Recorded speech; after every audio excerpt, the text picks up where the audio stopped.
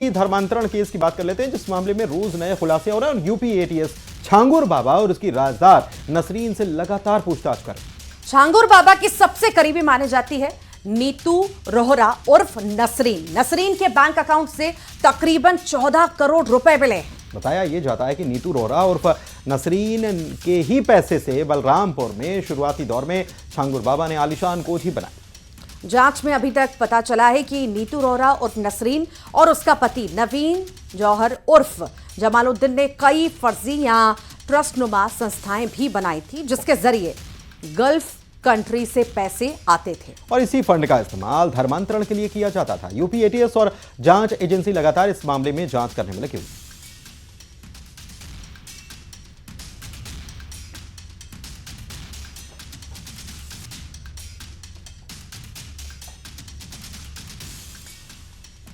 और चलिए अब आपको बताते हैं कि आखिर कौन है नीतू उर्फ नसरीन।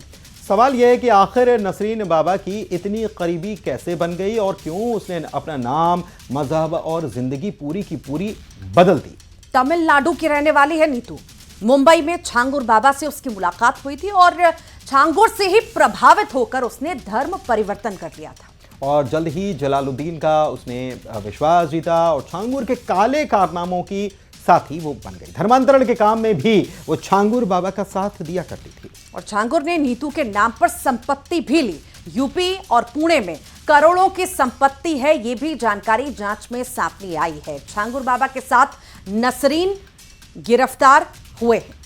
इधर अब अगली खबर की अगर बात की जाए तो उस पर जाएंगे, लेकिन उससे पहले नीतू उर्फ नसरीन के बारे में हमने पूरा आपको बताया कि कौन है, कैसे संपर्क में आई, लेकिन इसकी एक रिपोर्ट जो है वो भी आपको दिखाते हैं। देखिए सर।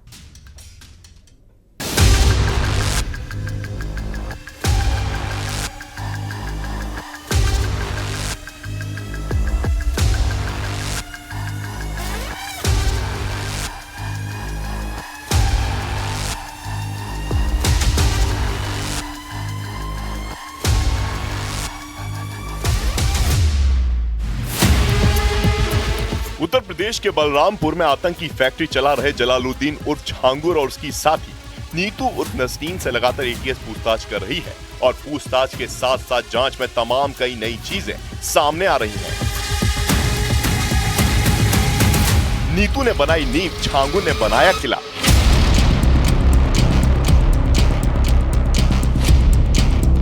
जलालुद्दीन की साथी ने उगले कई राज।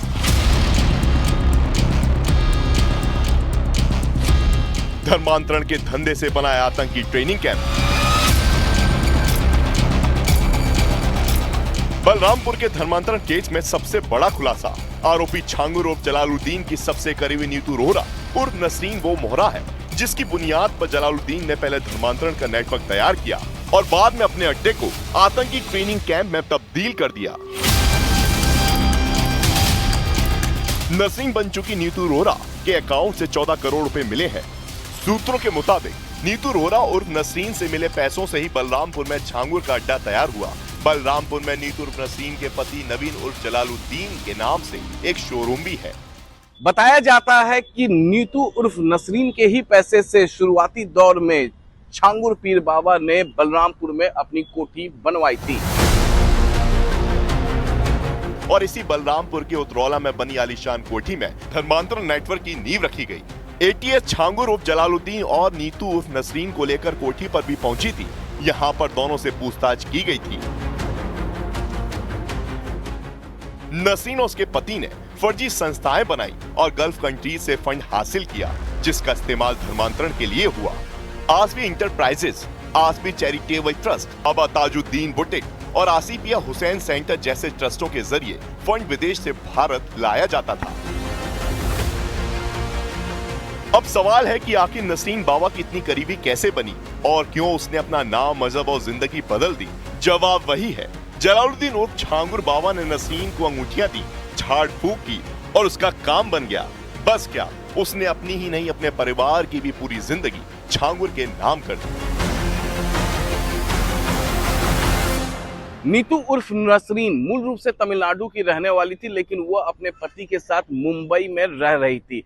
प्रेगनेंसी को लेकर उसको कुछ समस्याएं थीं, तभी उसे किसी ने छांगुर बाबा से मिलवाया और कहा कि ये पीर बाबा हैं। नीतू उर्फ नसरीन इतना ज्यादा छांगुर बाबा से प्रभावित हुई कि उसने अपने पति नवीन उर्फ जमालुद्दीन से छांगुर बाबा की मुलाकात कराई। करीब 10 साल पहले 16 नवंबर 2015 को जलालुद्दीन के कहने पर नीतू रोहरा, नवीन रोहरा और उनकी बेटी ने दुबई में जाकर धर्मांतरण किया और इस्लाम कबूल कर लिया।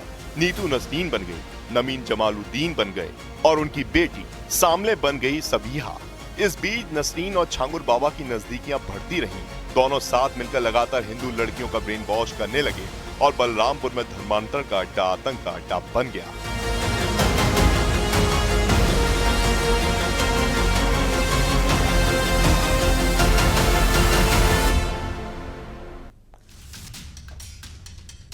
महाराष्ट्र के पालघर जिले के विरार इलाके में हिंदी बोलने वाले एक ऑटो चालक के साथ कुछ लोगों ने मारपीट की है। और इस घटना के पीछे की वजह सिर्फ इतनी थी कि ऑटो चालक ने सोशल मीडिया पर एक वीडियो बनाया और कहा कि मैं हिंदू हूं और हिंदी बोलूंगा। शख्स का यह वीडियो वायरल हुआ और वायरल होने के बाद शिवसेना, उद्धव गुट और MNS के कार्यकर्ताओं ने मिलकर उसके साथ मारपीट की घटना को अंजाम दिया।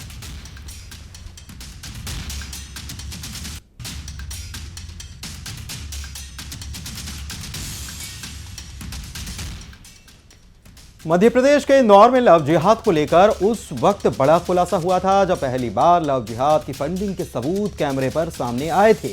इंदौर में 2 मुस्लिम युवकों ने कबूल किया था कि उन्हें हिंदू लड़कियों को बहला फुसलाकर शादी करने के लिए पैसे मिलते हैं। पैसे इंदौर के कांग्रेस के पार्षद ने दिए। आरोपी कांग्रेस पार्षद अनवर कादरी लव जिहाद की फंडिंग के मामले में फरार है, जिस पर पुलिस ने 10,000 का इनाम घोषित कर रखा है। अनवर के खिलाफ इंदौर जिला प्रशासन ने राष्ट्रीय सुरक्षा कानून में भी कार्रवाई की है और फिलहाल अनवर की तलाश जारी है। वो बोले धंधा करवाते हैं, वो ले फोटो वीडियो बता। और चलिए अब आपको बताते हैं कि आखिर ये अनवर कादरी कौन है और उस पर क्या कुछ संगीन आरोप हैं। चलिए आपको वो बताते हैं कि अनवर कादरी जो है ये कौन शख्स है। दरअसल अनवर कादरी पर फंडिंग का आरोप है। कांग्रेस पार्षद अनवर कादरी पर केस दर्ज हुआ। FIR के बाद वो फरार भी हो गया, उसकी तलाश भी जारी है। और सबसे बड़ी बात यह है कि अनवर कादरी पर NSA यानी कि रासू का राष्ट्रीय सुरक्षा कानून के तहत केस दर्ज किया गया है और इस पर 10,000 रुपए का इनाम भी घोषित किया गया है। और अनवर कादरी पर कुल 18 मामले दर्ज हैं। अलग अलग मामलों में FIR भी इस पर हुई है। हमारी विवेचना है, विवेचना में जो भी तथ्य आएंगे उसके मुताबिक जो भी एसोसिएट्स होंगे, जहाँ से भी जैसी भी लिंकेज रहेंगी, उन सभी वैधानिक कार्रवाइयाँ की जाएंगी। और हमारी विवेचना सभी स्तरों पे व्यवस्थित तरीके से की जा रही है। सर अब बात करते हैं फंडिंग की, क्योंकि ये कुछ लड़कों को फंडिंग कर रहा था। क्या PFI, सिमी, ये जो आतंकी संगठन है, जो प्रतिबंधित आतंकी संगठन है, क्या इससे भी कुछ फंडिंग का कनेक्शन? विवेचना का अंग है। विवेचना में वो सारे तथ्यों को परखा जा रहा है। अगर कहीं पर किसी प्रकार का कोरिलेशन मिलेगा तो आगे की वैसे ही वैधानिक कार्रवाइयाँ की जाएंगी। सर अनवर कादरी फरार है, कितने हज़ार रुपये उस पर इनाम घोषित है, क्या और भी इनाम की राशि बढ़ाई जाएगी? बिल्कुल 10,000 का इनाम घोषित है। फरारी वारंट जारी कर दिया गया है। कुर्की उद्घोषणा की प्रक्रिया अगले माह से स्टार्ट कर दी जाएगी। पूरी कोशिश है कि आरोपी को जल्दी से जल्द पुलिस गिरफ्त में लाया जाए। अनवर का फरारी वारंट भी निकल चुका है और एडिशनल DCP से हमने बातचीत की है। इस वक्त अनवर कादरी फरार है और इस वक्त उसके पूरे देश के कोने कोने में जांच चल रही है कि आखिर कहां पर अनवर कादरी छुपा हुआ है।